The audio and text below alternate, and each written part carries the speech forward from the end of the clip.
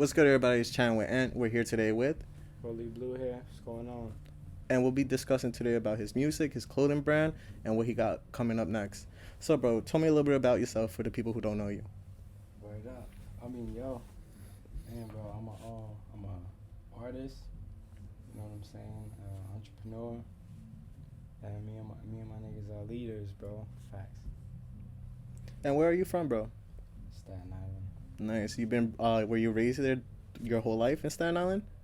Yeah, for the most part. I move around. I moved to Florida for a little while. Moved Nice. to a couple of places. And when did music start coming into your life? Well, I was doing music for a while. I was playing guitar since I was little. Then I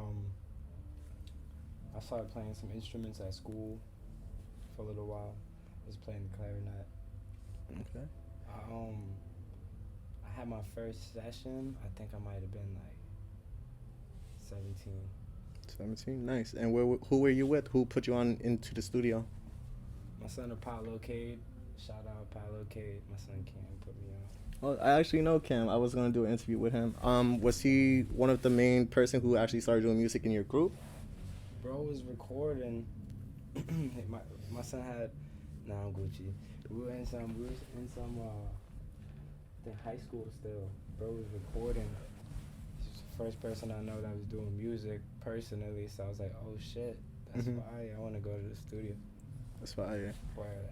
Shout out Cam. And when you first went into the studio, did you go straight to the booth? Did you try engineering, or what did you first try doing? Man, I went to a studio. Shout out V Styles, first studio. You know what I'm saying? My son was the best engineer for a whole minute. Still might be. V Styles gotta hit me up. I gotta see what's going on. My son V Styles definitely. And then I started engineering myself 2 years later.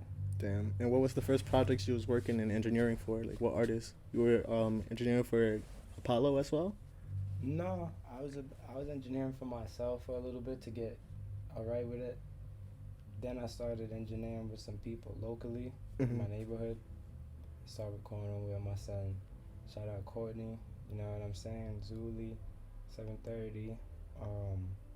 Then I started recording with my son Nobody Bra. You know Nobody Bra. Yeah. Boom. And now, yeah, I just be recording all over. Just see what everybody got. It's usually a collab. It's usually a feature. And what was your first sound first coming up? Was it more like a rap type of music, R&B? Like, what would you consider your type of genre of music? Because I know right now you did something brand new than you first started with. So my music is mad, all over the board. So I got all types of music. I gotta think about what I want to like present to the people. You know, I present Lone Wolf Reign as like indie rock, Yes. summertime vibes. Bro, was definitely vibing. Thinking to release my next shit is gonna be like club vibes. Got you. And how did Lonely Wolf come into play? Like, I know in the beginning of the intro, you use your son Range. As you mentioned in the beginning of the interview, you're a father. What was the main message behind that album? EP, sorry. Man, so I was going through I was missing my son really. So, you know what I'm saying? Shout out Rain. He's on the song at 2 years old. I put him in the beginning of the song and stuff like that. Yeah, so I just made a song about what I was thinking about, you know. Yeah, and I do see that in the music that you was making in the songs, you actually you got your fans, or not even your fans, like your supporters, actually getting more deep into how your life is as Rollie Blue, but as a father, and how he felt through relationships and how he feels like as his son, which is a really strong message that when I took it in, I was like, wow, I hear the pain, I see like what you're going through. What anytime, bro.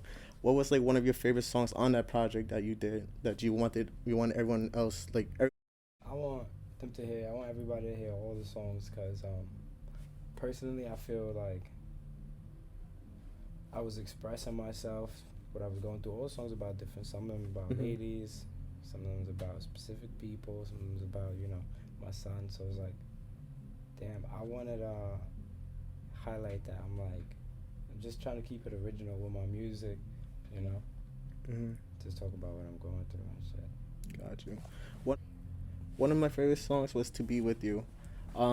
what was going through your mind during that time? Like you said, you mentioned people, but we don't have to speak about it. But like, what was your emotions like showing there? Like, what were you trying to share during that song?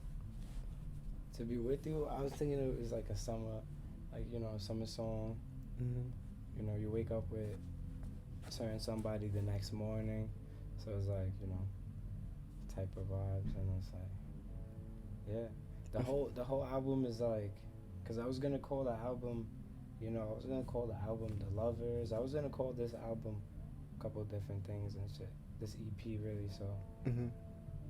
And what made you go to Lone Wolf? Because as the other cover is half you and half the wolf. What does that represent to you yourself? I think for the first time in a minute, I spent a lot of like alone time, and I was cool with that though. Mm-hmm. And you know what I'm saying? So I called it Lone Wolf. Yeah. Do you feel like you just felt like you got into you discovered who you were and what was the next movement? Like you felt like an alpha now? Yeah, you know what I'm saying? It was just like, I feel like as you connect with people and stuff like that, you gotta take time to connect with yourself. So that might be like, how to being the lone wolf is misinterpreted as just being like, where you really, kind of take time, I feel vibe out, shit. That's Lone awesome. Wolf Reign. And what made you want to do the indie route? Like, how did that beat inspire you? Like, what person or like what energy were you around? Indie music goes hard, right? Agreed. And I always liked rock music, but I'm not gonna lie, I was doing a whole different genre at the time, Mm-hmm. and I met Charlie Lone Wolf, bro. Yeah. We went to one of her concerts, bro. She had this shit lit. Like I'm telling you, lit. People were dead singing her shit. I have a video on my old phone, on my other phone. Definitely So, add in the blog once we edit that. Yeah. We'll put that show. Shout out to Charlie. Shout out Charlie, bro. Charlie Lone Wolf. And I was there during that route when you was recording also filming there during the time, which it will be coming out on the blog as well. And I saw that you was going through a lot. And looking at you now, bro, you transitioned, and I feel like you matured and like you're finding yourself even more. Like you're more in tune than you were before. And I felt like we will all get lost, you know what I mean? But you were able to find yourself. And I feel like that was the album that you was trying to throw out there, the way I interpreted.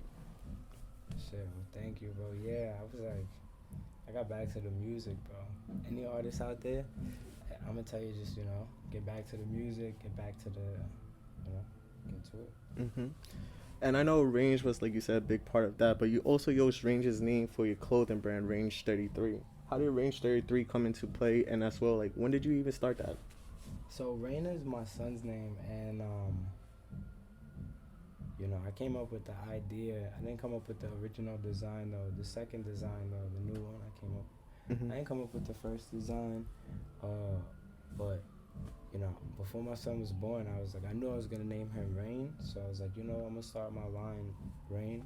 Mm-hmm. 33 has just been my lucky number. It used to be, Mm-hmm. So it's like that's how Reign33 came about. But now, Mm-hmm. it stands for a lot. It stands for a lot more. But that's for another day. Got you. Yeah.